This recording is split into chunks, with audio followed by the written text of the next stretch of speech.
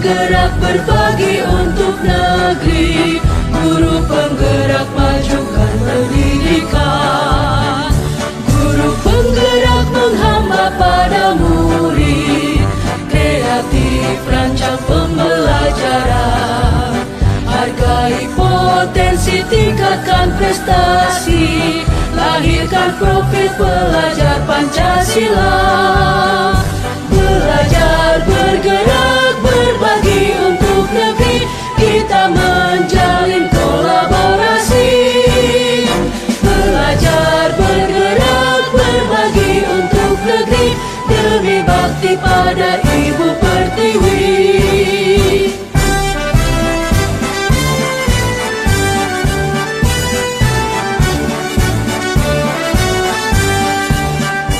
Bulatkan tekad, kuatkan hati, negeri ini memanggilmu kawan.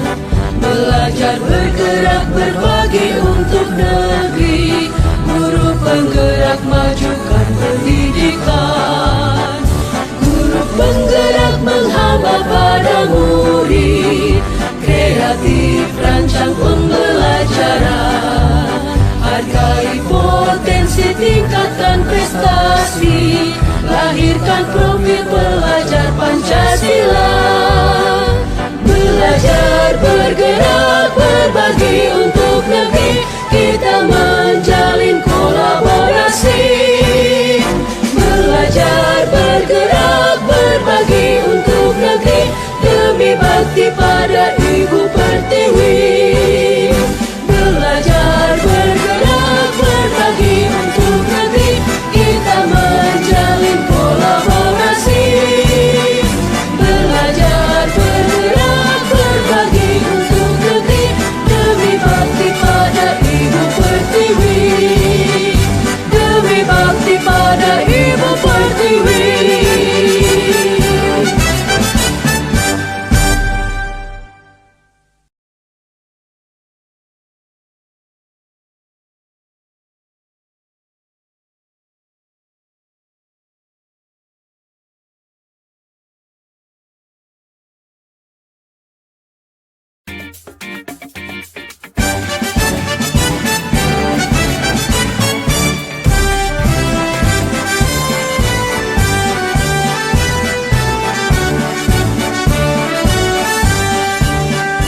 Bulatkan tekad, kuatkan hati, negeri ini memanggilmu kawan.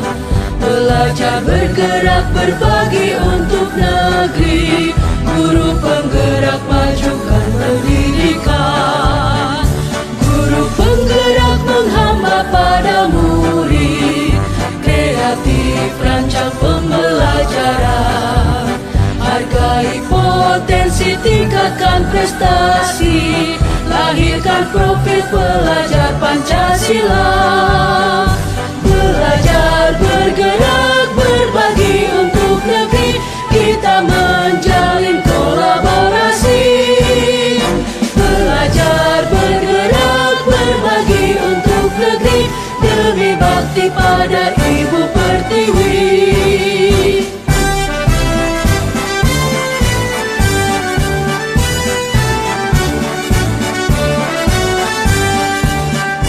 Bulatkan tekad, kuatkan hati, negeri ini memanggilmu kawan. Belajar, bergerak, berbagi untuk negeri, guru penggerak majukan pendidikan. Guru penggerak menghamba pada murid, kreatif rancang pembelajaran. Hargai potensi, tingkatkan prestasi, lahirkan profil pelajar Pancasila.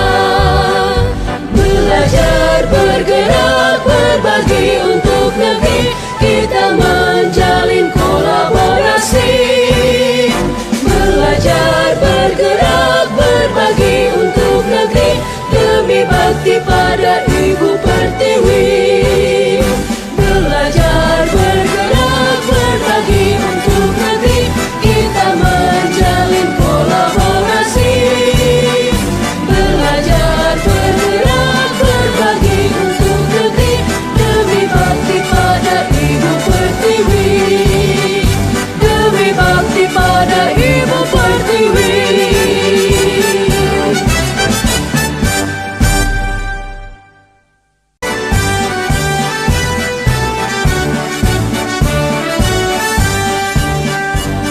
Bulatkan tekad, kuatkan hati, negeri ini memanggilmu kawan. Belajar, bergerak, berbagi untuk negeri. Guru penggerak, majukan pendidikan. Guru penggerak menghamba pada murid. Kreatif, rancang pembelajaran. Hargai potensi, tingkatkan prestasi. Lahirkan profil pelajar Pancasila. Belajar, bergerak, berbagi untuk negeri. Kita menjalin kolaborasi. Belajar, bergerak, berbagi untuk negeri. Demi bakti pada Ibu Pertiwi.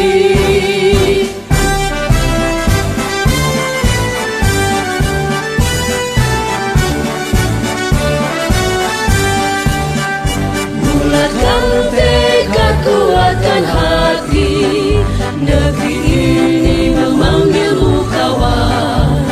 Belajar, bergerak, berbagi untuk negeri. Guru penggerak, majukan pendidikan. Guru penggerak menghamba pada.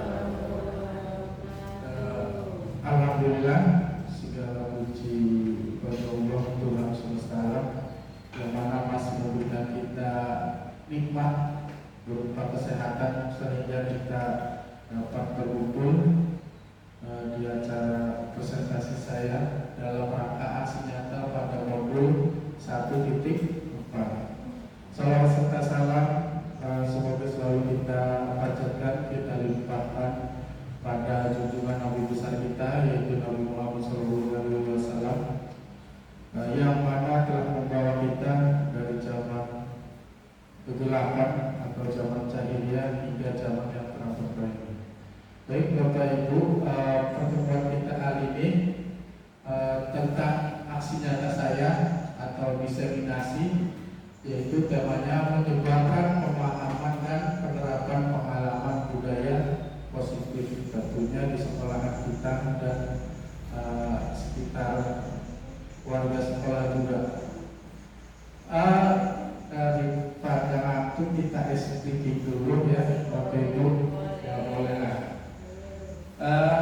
Briefing yang pertama tentang fokus ya. Jadi nanti tolong fokus dengan apa yang saya sebutkan. Apa yang saya sebutkan. Siap? Pasang siap? Coba pegang kepala. Coba pegang kuping. Coba pegang mata. Mata. Yang saya sebutkan. Ya, saya sebutkan. Jangan fokusnya. Iya. Ya, sekali lagi. Coba pegang hidung. Ya, coba pegang mulut. Ya. Konsentrasi foto. Lagi ya lagi. Sekarang menyebutkan atau mencari nama benda, tapi nanti di akhir kalimatnya dilanjutkan dengan oleh siapa yang menjawab. Contoh, misalkan Pak Sony menyebutkan mulai dari Pak Sony, misalkan meja akhirnya hurufnya apa? A. Pak Sony silakan lempar siapa? Misalnya Pak Sodikin, berarti Pak Sodikin nyari benda yang berawalan huruf A. Paham ya? Iya, akhirnya benda. Baik Bapak Ibu, pertemuan kita hari ini adalah tentang aksi nyata pada modul 1.4 atau diseminasi. Jadi aksi nyata ini adalah rangkaian atau review dari modul-modul sebelumnya, dari modul 1.1, 1.2, 1.3. Nah, itu. Dan ini tentang kelas saya PGP Jawa Barat, di mana sebelah kanan ada Ibu Septriani beliau fasilitator CGP Angkatan 10. Yang kedua, sebelah kiri ada Ibu Nika Royanti yang biasa datang ke sini dalam pendampingan praktik. Beliau pendamping praktik CGP Angkatan 10. Nah, dan ini saya sendiri. Oke, lanjut. Jadi temanya adalah menyebarkan pemahaman dan penerapan pengalaman budaya positif, tentunya di lingkungan kita di sekolah dan juga sekitar warga sekolah. Lanjut. Yang pertama ada tujuan pendidikan Ki Hajar Dewantara. Tujuan pendidikan menurut Ki Hajar Dewantara yaitu menuntun segala kodrat yang ada pada anak-anak. Menuntun segala kodrat yang ada pada anak-anak agar mereka dapat mencapai keselamatan dan kebahagiaan setinggi-tingginya, baik sebagai manusia maupun sebagai anggota di masyarakat. Jadi kita paradigma kita tentang pendidik kita ubah. Sekarang harus berpihak pada murid, di mana dalam pembelajaran misalkan murid ingin permainan dulu atau SDT dulu, gak apa-apa kita turutin ya, karena kita harus lebih berpihak pada murid. Kalau kata Pak Sonima, sebelum meminta biasanya kita ada gimmicknya dulu, entah itu merayu ataupun menggiring opini. Jadi jangan langsung ke inti. Nah, intinya itu. Terus next, konsep inti budaya positif. Yang pertama, perubahan paradigma belajar. Seperti tadi harus berpihak pada murid. Terus yang kedua ada disiplin positif. Ini bisa kita terapkan di kelas dan sekolah. Terus ada nilai-nilai kebijakan. Yang keempat ada kebutuhan dasar manusia. Yang kelima motivasi perilaku manusia. Yang keenam ada posisi kontrol guru. Yang ketujuh ada keyakinan kelas. Kalau dulu namanya peraturan kelas, sekarang berubah jadi keyakinan kelas. Dan yang ketiga ada segitiga restitusi. Nanti kita akan kupas satu-satu, akan kita bahas bersama. Lanjut. Yang pertama, pembelajaran dengan paradigma baru. Pembelajaran dengan paradigma baru merupakan pembelajaran yang dirancang berdasarkan prinsip pembelajaran atau berdiferensiasi, sehingga para peserta didik belajar sesuai kebutuhannya berdasarkan tahap perkembangan sesuai teori psikologi modern untuk mewujudkan profil Pancasila. Jadi dalam penanganan belajar sekarang itu memang berbeda. Seperti anak yang belum bisa membaca, tentunya penanganannya berbeda dengan anak yang sudah bisa membaca. Jadi kalau tugas secara global, namun penanganannya berbeda.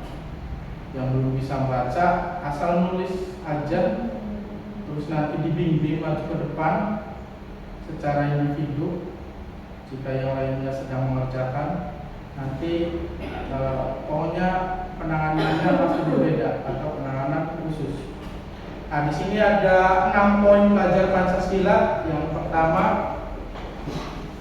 beriman, bertakwa kepada Tuhan Yang Maha Esa dan berakhlak mulia. Ini tentunya menjadi dasar. Yang kedua, mandiri. Yang ketiga, bernalar kritis.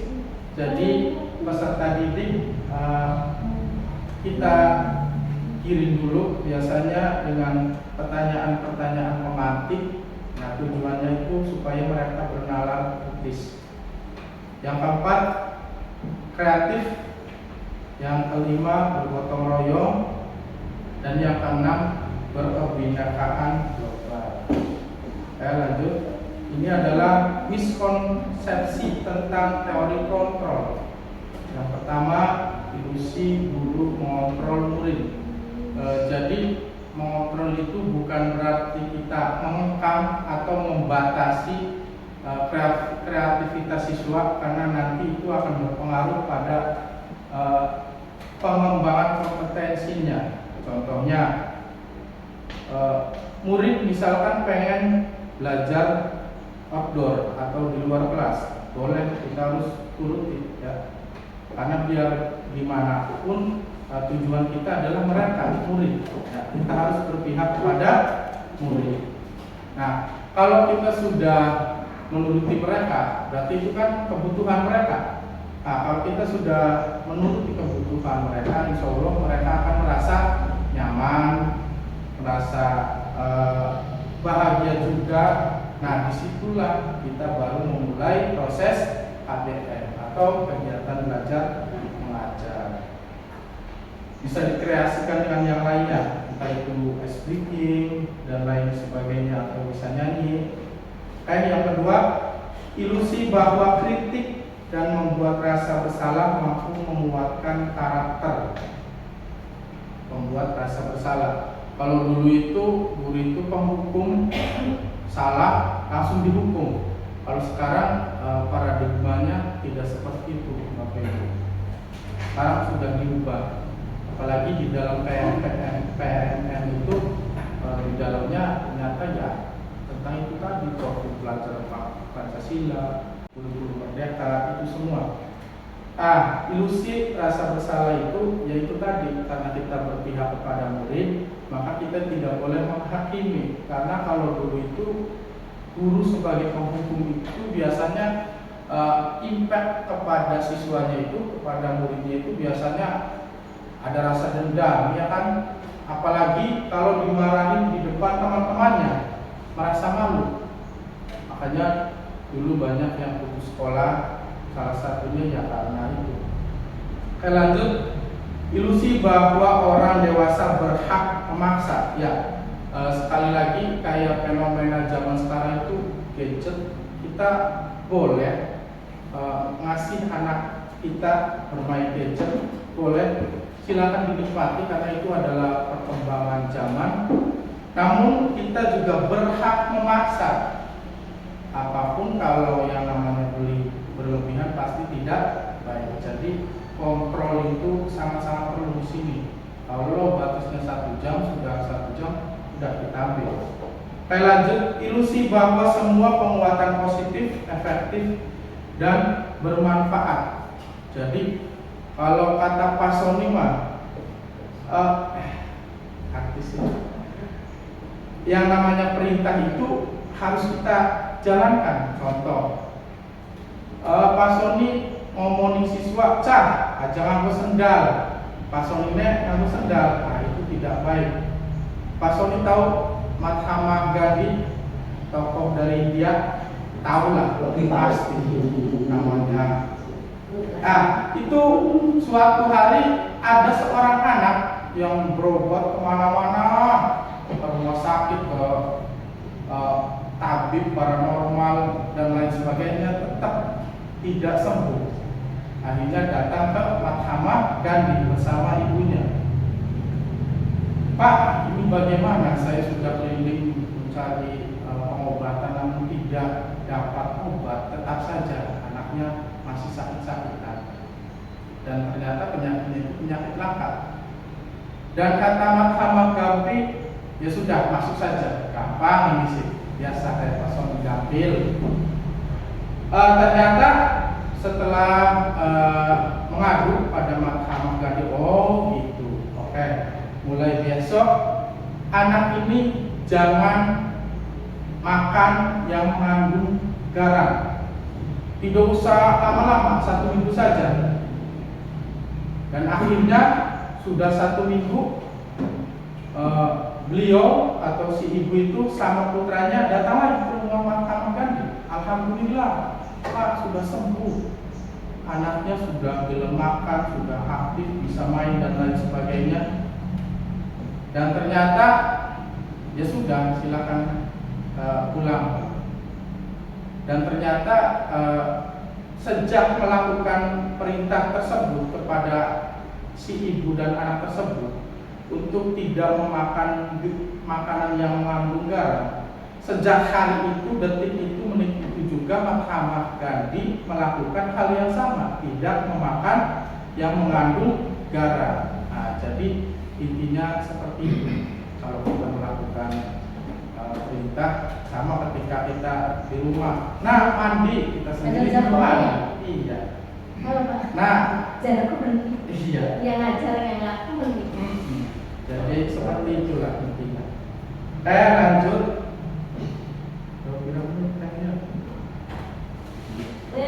Kantor, berapa menit? Terus mengubah paradigma stimulus respon ke pendekatan teori kontrol. Nah, di sini kita bagi jadi dua bagian. Yang pertama stimulus respon tentang dunia. Yang kedua teori kontrol tentang dunia. Poin yang pertama realitas atau kebutuhan kita itu sama. Teori kontrol tentang dunianya, realitas kebutuhan kita berbeda. Jadi respon tentang stimulus dan teori kontrol itu selalu berbeda. Kayak Pak Sony imajinasinya ingin jadi tentara, tapi ternyata misalkan hanya mampu jadi apa, satpam atau apa, jadi itu berbeda terkadang. Tapi tidak apa-apa, yang jelas kita masih dalam barisan tersebut, ya tidak jauh melenceng ke sana. Kalau kita tidak punya tujuan hidup, ya akan melenceng. Baik, lanjut. Semua orang melihat hal yang sama. Teori kontrol tentang dunianya, setiap orang memiliki gambaran berbeda. Lanjut, kita mencoba mengubah orang agar berpandangan sama dengan kita. Terus teori kontrol tentang dunianya, kita berusaha memahami pandangan orang lain tentang dunia. Jadi intinya kayak kita misalkan otonomi di sekolahan kita itu menurut kita itu begini peraturannya. Tapi kalau kita di luar, ya tentunya tidak sama harus dengan seperti itu. Ya, pasti berbeda. Lanjut, perilaku buruk dilihat sebagai suatu kesalahan. Semua perilaku memiliki tujuan. Ya seperti itu. Kalau murid mempunyai salah, kalau namanya penghukum ya langsung dihakimi, dikasih hukuman. Tapi sekarang berbeda, di penanganannya berbeda. Ditanyakan dulu kenapa seperti itu, dan nanti bagaimana mau tidak melakukan kesepakatan dengan saya untuk merubah sikapnya. Nah, seperti itu. Lanjut, orang lain bisa mengontrol saya, hanya Anda yang bisa mengontrol diri Anda. Ya itu tadi. Yang namanya motivasi, yang namanya kata-kata bijak atau mutiara itu sangat-sangat bagus. Tapi kalau diri kitanya tidak mau merubah, ya bagaimana lagi? Hanya sebuah hiasan saja kata-kata itu. Lanjut. Saya bisa mengontrol orang lain, Anda tidak bisa mengontrol orang lain. Tentunya dalam situasi dan kondisi tersebut pasti berbeda-beda. Lanjut, pemaksaan ada pada saat rujukan gagal. Kolaborasi dan konsensus menciptakan pilihan-pilihan baru. Ya, lanjut lagi, model berpikir menang atau kalah. Model berpikir menang. Itu balik lagi, motivasi yang paling hebat itu adalah datang dari diri sendiri. Kalau kitanya tidak mau bergerak, ya sama saja. Lanjut, disiplin positif. Disiplin berasal dari kata disiplin yang artinya belajar. Disiplin mengacu pada disiplin dari diri yang bertanggung jawab terhadap apa yang membuat orang menggali potensinya menuju sebuah tujuan apa yang dia hargai berdasarkan nilai-nilai yang diyakini. Jadi kita mendisiplinkan diri dulu, setelah itu baru impact-nya akan terasa bagi orang lain. Ya, secara tidak langsung juga orang lain pasti akan terpengaruh. Lanjut, disiplin positif. Disiplin positif adalah pendekatan yang digunakan untuk mendidik anak melakukan kontrol diri dan pembentukan kepercayaan diri. Jadi disiplin kepada anak ini dengan melakukan pendekatan, dan juga kita harus tetap kontrol, harus tetap mempunyai kontrol pada mereka ya, terus supaya mereka lebih percaya diri dan mereka itu akan menjadi lebih yakin. Kalau kitanya tidak menentukan positif, maka mereka juga pasti tidak akan melakukan hal yang positif. Disiplin positif merupakan salah satu cara penerapan disiplin yang bertujuan untuk menumbuhkan kesadaran serta memberdayakan peserta didik tanpa imbalan atau penghargaan atau reward, ancaman atau hukuman. Karena maksudnya seperti ini, ketika anak melakukan sesuatu tetap kita apresiasi dengan cara mengasih reward ataupun entah itu bentuk pujian atau hadiah atau imbalan apalah. Tapi secara tidak langsung itu juga akan menjadi bumerang untuk siswa kalau kita lakukan dengan cara terus menerus. Ya. Kenapa? Karena seorang anak kalau kita ayo terus puji terus, nanti anak tersebut terbiasa menjadi manja. Kalau tidak dikasih reward nggak mau maju kalau nggak dikasih hadiah nggak mau ikut lomba. Nah itu nanti impact-nya atau tidak ada percayaan diri bagi mereka. Sedangkan di sini salah satu dari program Pancasila, pelajar Pancasila adalah mandiri. Sebagai pendidik, tujuan kita adalah menciptakan peserta didik yang memiliki disiplin diri, sehingga mereka berperilaku mengacu kepada nilai-nilai kebijakan universal dan memiliki motivasi intrinsik dalam perubahan ke arah yang lebih baik. Nah, di situ ada motivasi intrinsik, motivasi dari dalam. Ya. Kalau kita tidak menuntun, kita tidak menggiring anak tersebut untuk percaya diri, ya motivasinya mereka tidak bisa berdiri sendiri. Lanjut. Nilai-nilai kebajikan, nilai yang disepakati bersama lepas dari suku bangsa, agama, bahasa maupun latar belakangnya. Entah itu background si A, anak seorang pejabat, si B, anak seorang petani, dan lain sebagainya. Kita tidak boleh mengelaskan, jadi harus tetap sama, ya, menganggapnya sebagai murid. Profil pelajar Pancasila. Yang pertama, beriman dan bertakwa kepada Tuhan yang Maha Esa dan berakhlak mulia, berkebinekaan global, gotong royong, mandiri, kreativitas, dan bernalar kritis. Jadi profil pelajar Pancasila yang pertama itu beriman dan bertakwa kepada Tuhan yang Maha Esa, karena itu menjadi dasar ataupun fondasinya. Karena fenomena sekarang dicari siswa yang lebih benar atau membentukkan karakter siswa yang lebih bijaksana. Karena banyak orang pintar tapi tidak itu.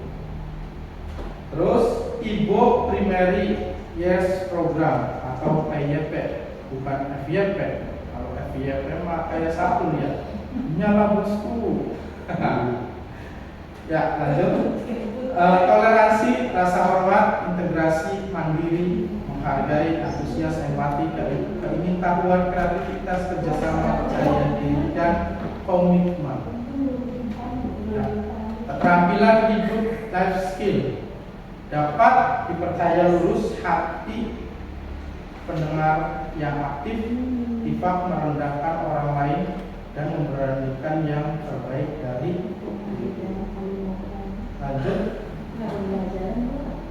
Kebutuhan dasar manusia. Apa pasal kebutuhan dasar manusia? Makan.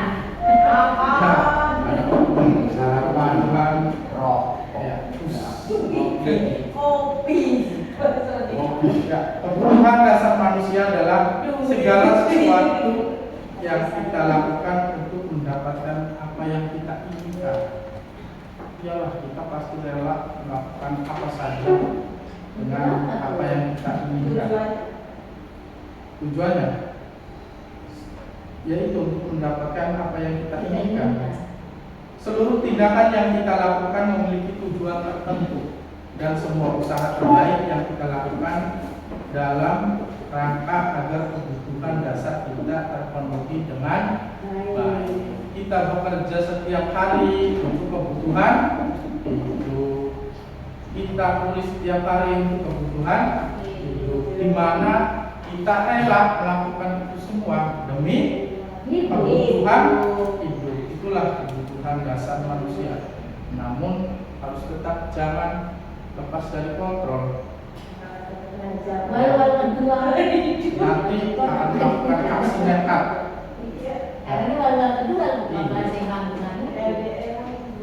Lanjut. 5 kebutuhan dasar manusia. Bertahan hidup. Yang pertama ada bertahan hidup. Kita rela melakukan apa saja untuk bertahan hidup.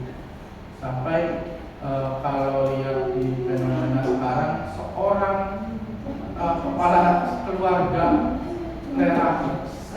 rela merampok demi kebutuhan susu anaknya. Itulah bertahan hidup. Yang kedua, kasih sayang dan rasa diterima.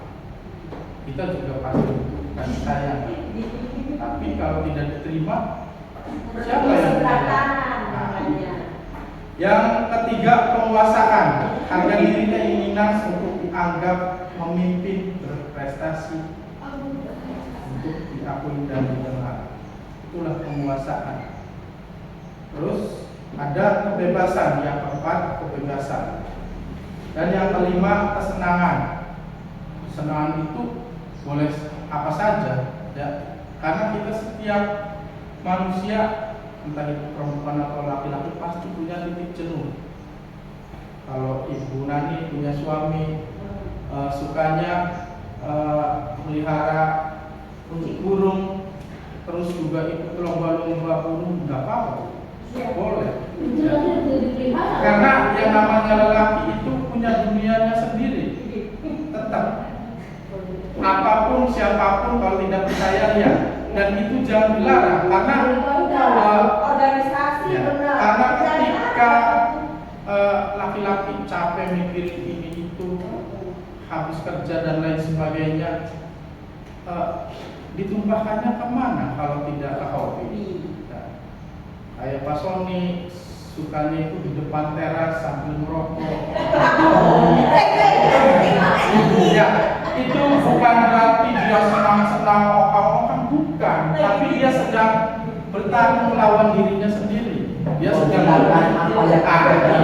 dia sedang berbicara dengan dirinya sendiri. Beda sama perempuan, capek, bla bla bla bla bla. Tapi yang namanya lelaki itu bukan berpikir tentang sekarang saja, tapi dia sudah jauh ke depan.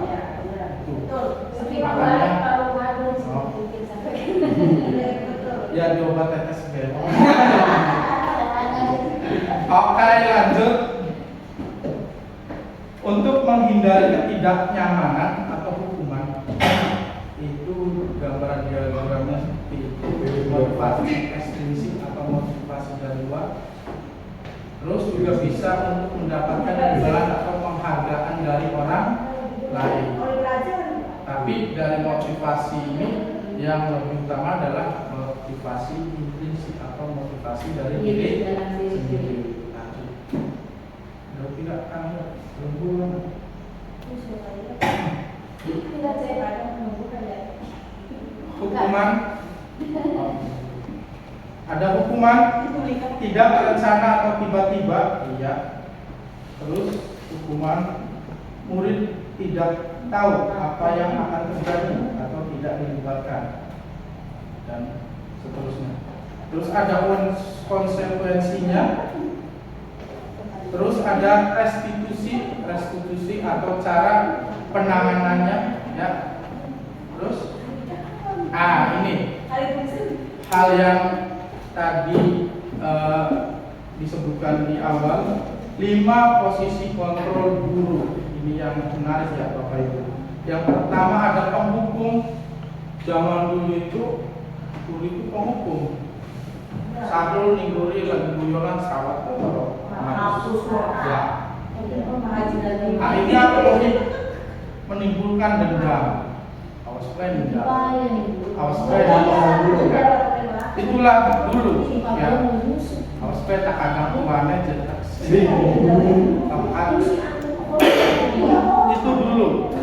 Sekarang paradigmanya sudah diubah, harus berpihak kepada murid. Mungkin saja Kalau yang berlebihan. ada Kebanyakan anak murid yang salah, maka harus ada tahapan-tahapan tertentu, dari tahapan memvalidasi kesalahannya apa, terus cara penanganannya bagaimana, dan solusinya, diajak kerjasama. Yang kedua ada pemantau. Ya, kita seorang pendidik pasti memantau, entah itu bukan hanya di lingkungan sekolah atau di jam sekolah, tapi di luar sekolah juga kita harus tetap memantau. Karena kita seorang pendidik itu tidak hanya kata saja, tidak hanya ruang lingkup sekolah saja, tapi juga harus di luar sekolah. Yang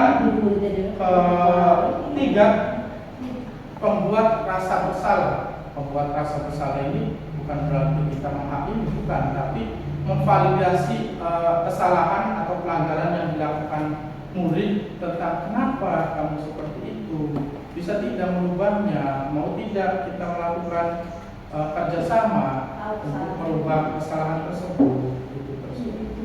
Dan yang keempat ada sini dulu, teman.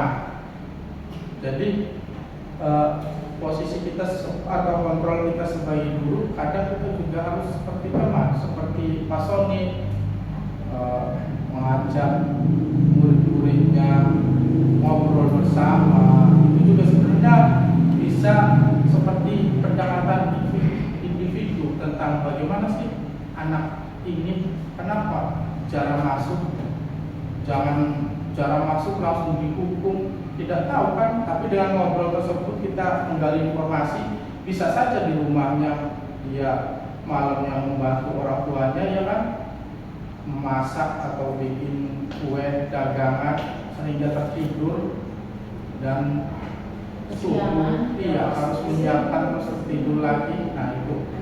Yang terakhir manajer. Nah di sini kita bisa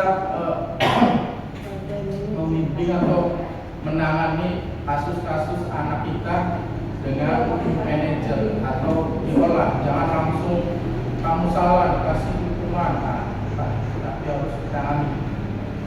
Lanjut, contoh penerapan 5 posisi kontrol. Di sini kasusnya adalah siswa ketahuan memakai sandal di sekolah. Jadi posisi kontrol yang pertama yaitu penghukum.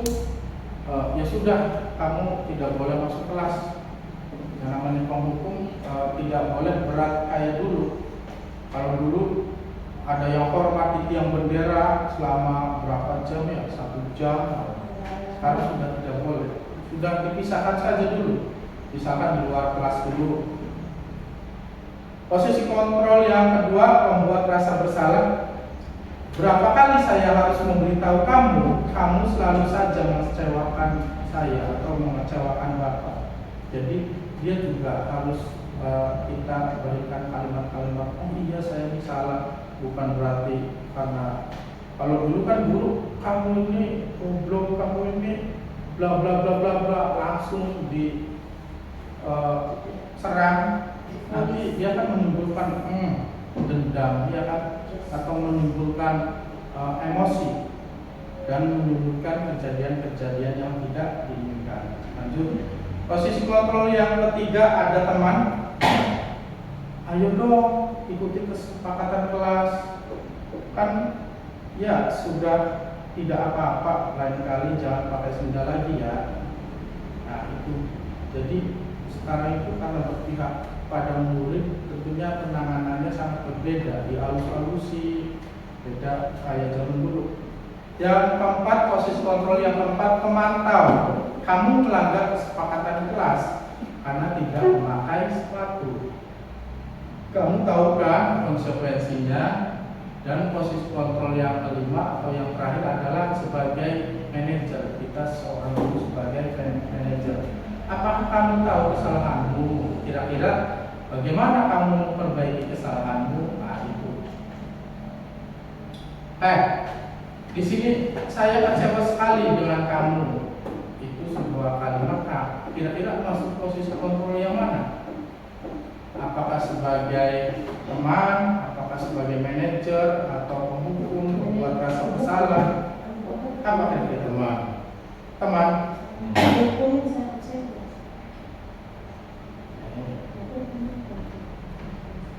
Kira-kira masuk yang mana? Penghukum, membuat rasa bersalah,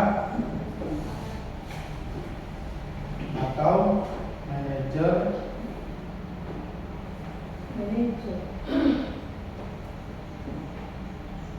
Atau memantau.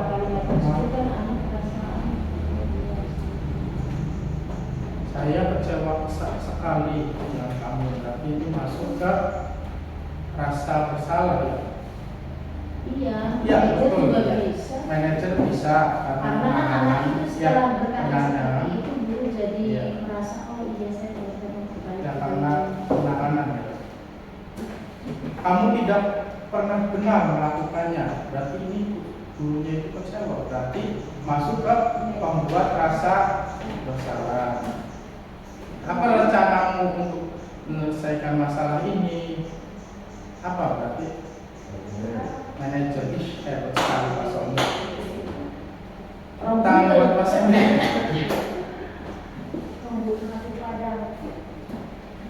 Ayolah lakukan demi Bapak Ibu ya. Nah, ini Berharap ya. ya manajer melakukan kerjasama dengan murid. Lanjut, kamu tidak akan mendapat nilai jika tidak mengerjakan tugas. Nah ini penghukum ya. Mengapa sekarang tentang keyakinan kelas? Mengapa keyakinan kelas? Kenapa bukan peraturan kelas? Kalau dulu namanya peraturan kelas, yang membuat itu guru. Tapi sekarang namanya keyakinan kelas, karena yang membuat adalah guru dan murid. Keyakinan kelas yang pertama, misalkan datang tepat waktu, nah, dibuat bareng. Yang kedua, apa nih? Yang kedua, misalkan ada siswa yang usul. Yang kedua, misalkan jika ada yang bicara, yang lainnya harus diam, Pak. Oke, boleh ditulis. Jadi ini adalah membuat peraturannya, ya, membuat peraturannya sama murid, makanya namanya keyakinan kelas. Lanjut, pembentukan keyakinan kelas bisa bersifat abstrak atau tidak tertulis. Di sini tidak apa-apa, yang penting kita sama murid sudah ada kesepakatan atau sudah ada keyakinan. Yang kedua berupa pernyataan universal. Yang ketiga dibuat dalam pernyataan positif. Terus sedikit agar mudah diingat, sedikit saja, jangan yang datang terlambat, bla bla bla, alurnya tidak usah. Dan sesuai dengan kondisi kelas dan sekolah sehingga mudah diterapkan. Yang terakhir, semua warga sekolah atau kelas dilibatkan saat membuat kesepakatan kelas. Lanjut. Nah, ini contoh dari segitiga restitusi atau penanganan setiap kasus seperti ini. Ya. Ada validasi kebutuhan, menstabilkan identitas. Menstabilkan identitas itu kita menebalkan apa? Menebalkan kesalahan siswa. Kamu salah enggak? Kamu salah enggak? Ya, saya salah. Apa salah kamu?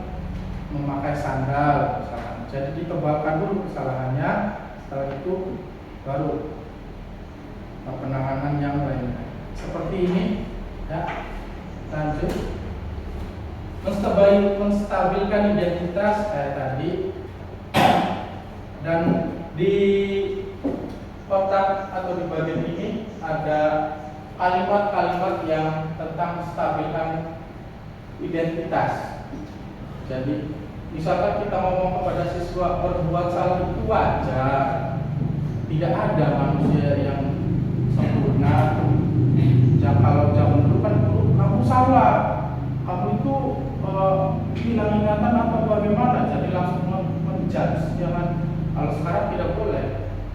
Kamu berbuat salah itu wajar, karena tidak ada manusia yang sempurna. Ya itu tadi dihalus-halus.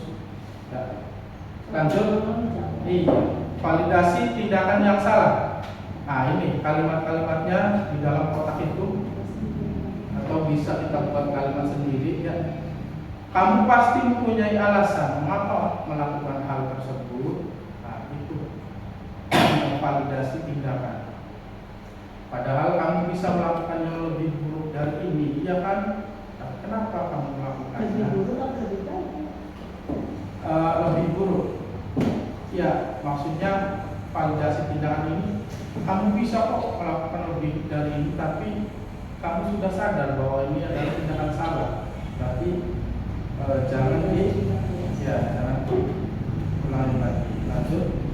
Menanyakan keyakinan, apa keyakinan kelas kita atau apa kesepakatan kita yang sudah dibuat.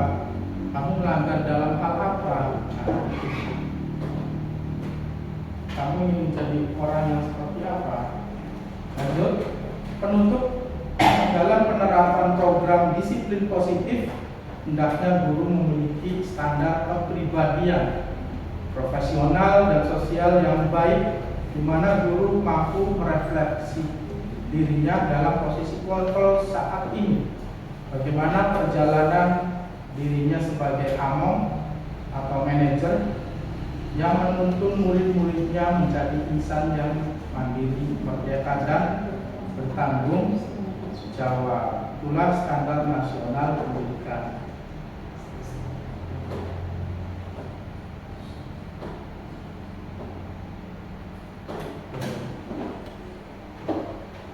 Ya, itu tadi Bapak Ibu. Ya, yang terakhir terima kasih. Salam dari guru penggerak. Guru penggerak, motonya tergerak, bergerak dan menggerakkan. Jadi ketika kita sudah tergerak, ya dari maju, kita juga harus mensosialisasikan kepada teman. Tergerak, Ya, bergerak, menggerak. makanya insya Allah teman juga akan bergerak dan juga menggerakkan. Ya, Mas Om. Berarti yang menggerakkan itu sekarang aktif. Ya. Nanti ada setelah dikit ya. Gerak, Pak. Itu diseminasi dari saya tentang modul 1.4. Barangkali tentunya masih banyak kekurangannya dan juga masih banyak yang perlu diperbaiki. Tentunya kita bersama akan nanti melakukan kolaborasi ya untuk pendidikan kita supaya lebih maju. Seperti moto guru penggerak, tergerak, bergerak dan bergerak. Boleh minta tepuk tangannya? Boleh.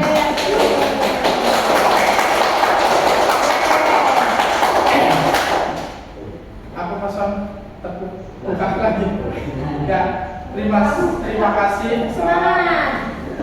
Ya, tepuk semangat dulu, tepuk semangat. Semangat.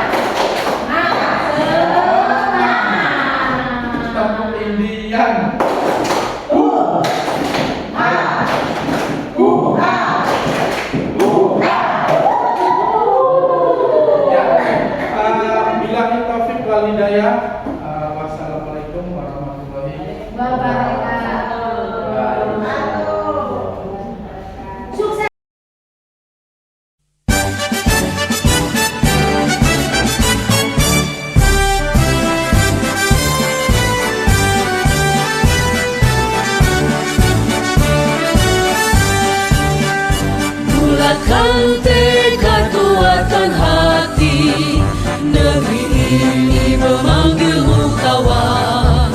Belajar bergerak berbagi untuk negeri, guru penggerak majukan pendidikan. Guru penggerak menghamba pada murid, kreatif rancang pembelajaran. Hargai potensi, tingkatkan prestasi, lahirkan profil pelajar Pancasila. Belajar bergerak berbagi untuk negeri, kita menjalin kolaborasi. Belajar bergerak berbagi untuk negeri, demi bakti pada Ibu Pertiwi.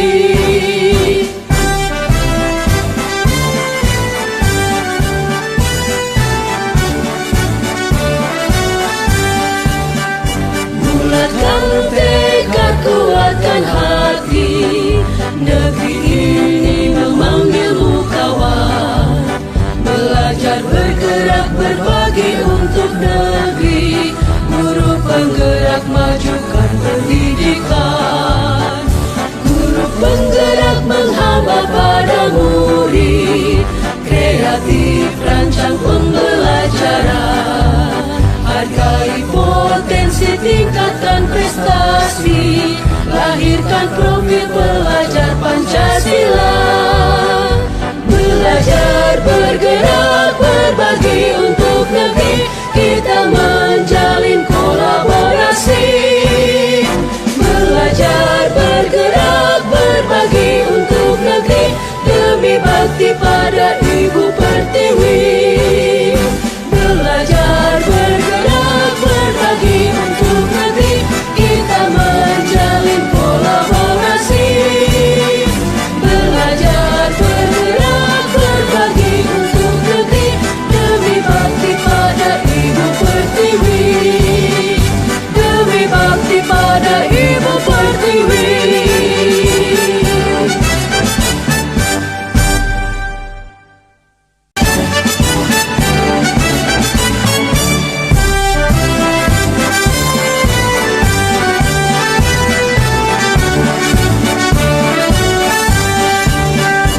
Bulatkan tekad kuatkan hati, negeri ini memanggilmu kawan.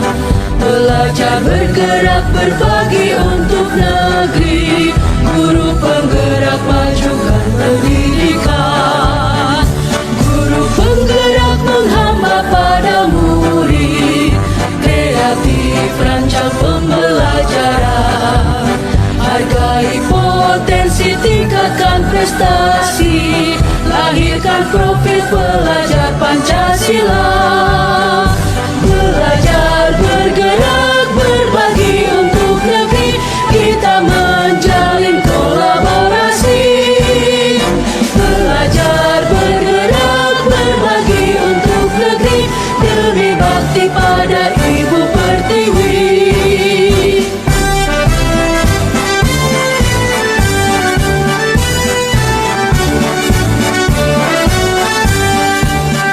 Bulatkan tekad kuatkan hati, negeri ini memanggilmu kawan. Belajar bergerak berbagi untuk negeri, guru penggerak majukan pendidikan. Guru penggerak menghamba pada murid, kreatif rancang pembelajaran. Hargai potensi, tingkatkan prestasi, lahirkan profil pelajar Pancasila. Belajar bergerak berbagi untuk negeri, kita menjalin kolaborasi. Belajar bergerak berbagi untuk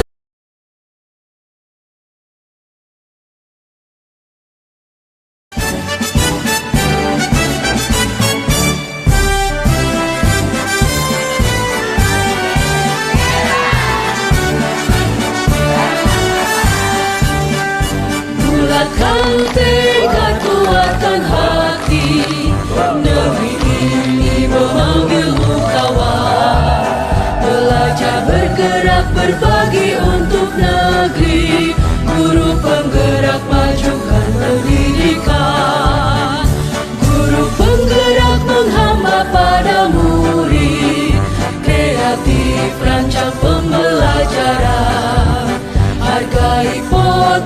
tingkatkan prestasi, lahirkan profil pelajar Pancasila.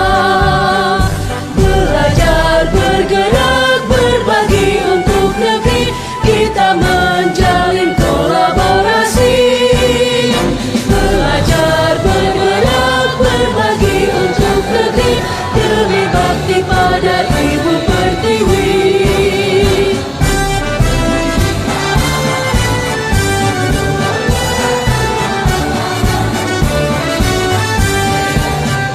Bulatkan tekad, kuatkan hati, negeri ini memanggilmu kawan.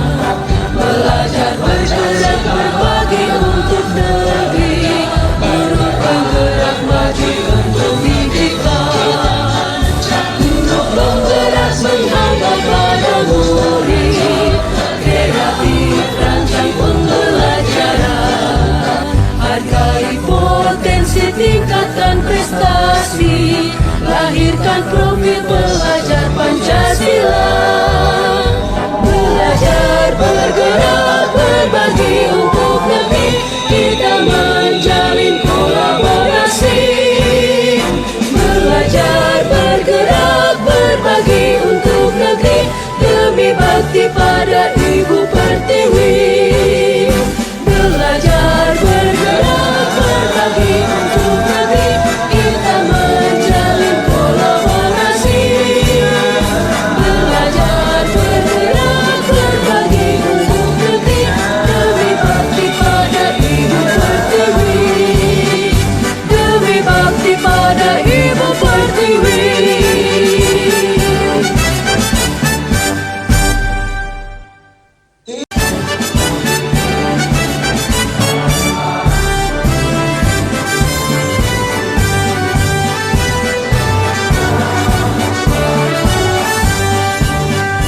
Bulatkan tekad, kuatkan hati, negeri ini memanggilmu kawan. Belajar, bergerak, berbagi untuk negeri, guru penggerak majukan pendidikan. Guru penggerak menghamba pada murid, kreatif rancang pembelajaran. Hargai potensi, tingkatkan prestasi, lahirkan profil pelajar Pancasila. Belajar, bergerak, berbagi untuk negeri, kita menjalin kolaborasi. Belajar, bergerak, berbagi untuk negeri, demi bakti pada Ibu Pertiwi.